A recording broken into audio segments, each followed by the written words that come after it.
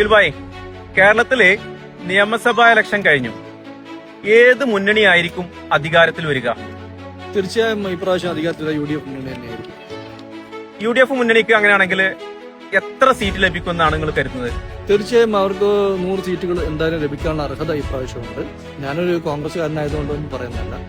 ആ ഒരു ഭരണമാറ്റം ഒരു അത്യാവശ്യമായി മാറിക്കൊണ്ടിരിക്കുകയാണ് ഇന്നത്തെ സാഹചര്യത്തിൽ.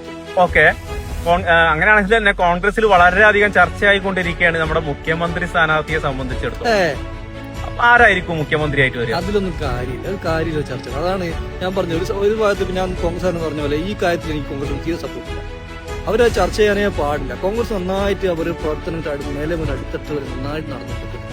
എല്ലാ സംഘടന അതിന്റെ ഇടയിൽ ഒരു കുത്തിത്തിരിക്കുന്ന രീതിയിൽ PD സതീശനാവോ, രമേശ് ചെന്നിത്തലാവോ, നമ്മുടെ സുധാകര ഭക്ഷണം കഴിക്കുമ്പോൾ അവിടെ പോയിട്ട് ചോദിക്കുക ആരാവോ, അദ്ദേഹം രമേശ് ചെന്നിത്തല എന്ന് പറയാ.